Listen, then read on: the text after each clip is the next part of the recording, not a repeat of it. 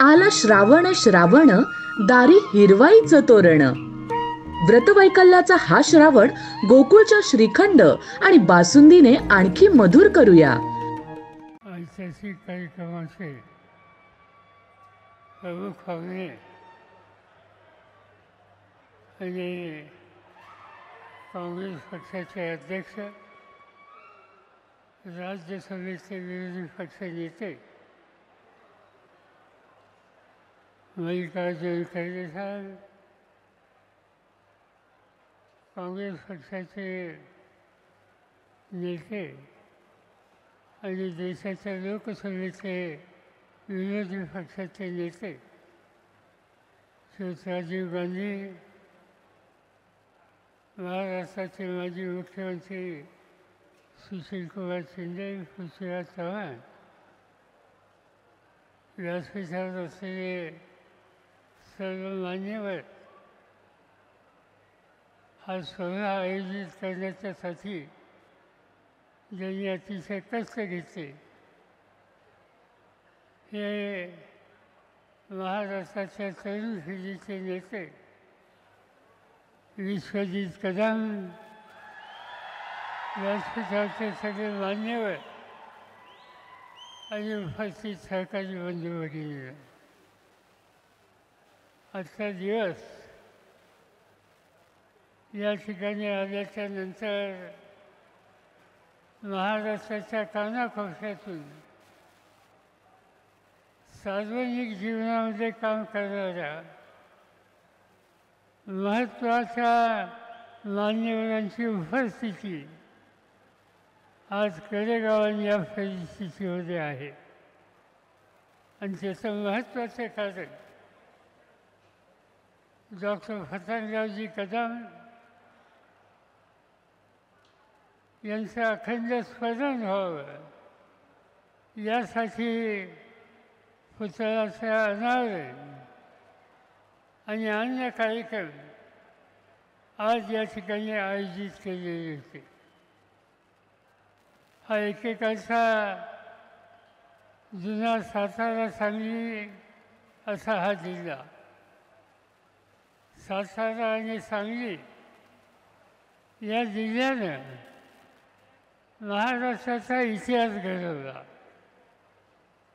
आपण यशवंतराव चव्हाणांची आठवण करतो. चव्हाण साहेबांचा जन्म याच प्रांगणामध्ये झाला. स्वातंत्र्याच्या नंतर आणि स्वातंत्र्य संग्रामामध्ये झोकून देण्याच्या संबंधीची भूमिका घेणारे वसंतदादा पाटील त्यांचंही स्मरण असलेल्या या जिल्ह्याचा स्वातंत्र्याचा इतिहासाचा उल्लेख करायचा म्हणल्यावर या ठिकाणी करावा लागतो.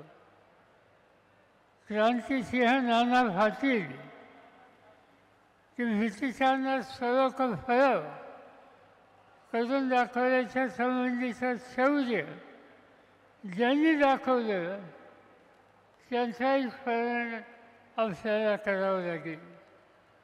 आणि त्यांचे सहकारी जी बाफुलाल, वि. स. फागे आणि नंतरच्या काळामध्ये राजाराम बापू पाटील अशा अनेकांची नावं या ठिकाणी घ्यावी लागतील की ज्यांनी महाराष्ट्राच्या इतिहासामध्ये मोठं योगदान दिलेलं आहे. हे सगळे नेते स्वातंत्र्याच्या चळवळीचे होते.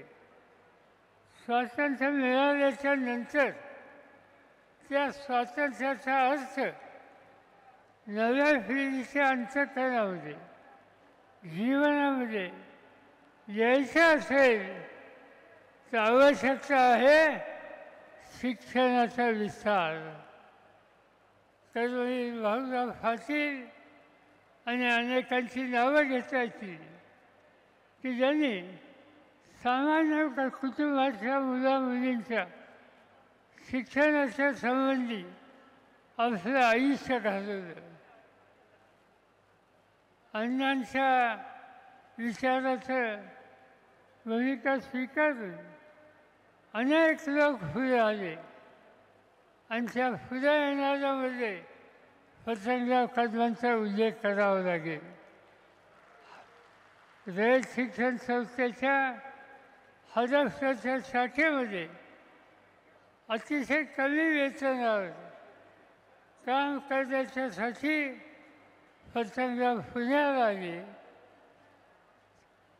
कर्मवीरांचा विचार प्रस्तुत करण्याच्या कामाला सर्वस्वाची भूमिका घेतली आणि तुम्हा सगळ्यांच्या पाठिंब्यानं कर्मवीरांचा आदर्श ठेवून भारतीय विद्यापीठाची स्थापना केली आणि महाराष्ट्राच्याच नव्हे तर महाराष्ट्राच्या बाहेरसुद्धा उच्च दर्जाचं शिक्षण नव्या पिढीला मिळेल कसं याची खबरदारी वसंतरावनी घेतली. वसंतराव आम्हा सगळ्यांच्या बरोबर रयत शिक्षण संस्थेमध्ये एक विश्वासानं काम करणारे आमचे सहकारी होते. कधीही त्यांनी कर्मवीरांचा विचार सोडला नाही. रयत शिक्षण संस्थेची बांधिलकी ही त्यांनी अखंड जपली आणि मला आनंद आहे आज त्यांच्या गैरहजेरीमध्ये तीच परंपरा विश्वजित कदम उत्तम रीतीने चालवत आहेत. त्याचं स्वागत आम्हा सगळ्यांना आहे.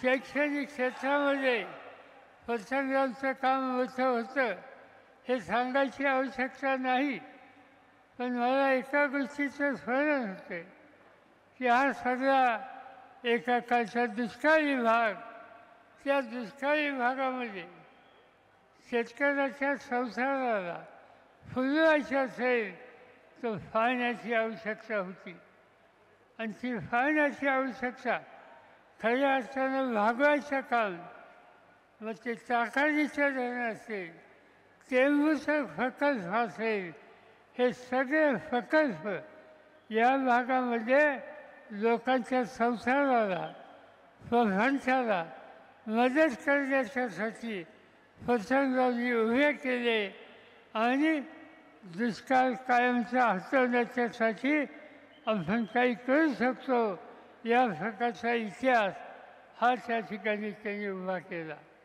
आणि त्यामुळं असं समाजाच्यासाठी प्रचंड काम करणाऱ्या या कर्तृत्वान या भागाच्या सुभद्राचं अखंड स्मरण आज करण्याच्या दृष्टीनं देशाचे दोन्ही विरोधी पक्षाचे नेते आणि महाराष्ट्राच्या कानाकोपऱ्याचे गांधी नेहरूंचा विचार स्वीकारणारे सर्व मान्यवर आज या ठिकाणी आहेत.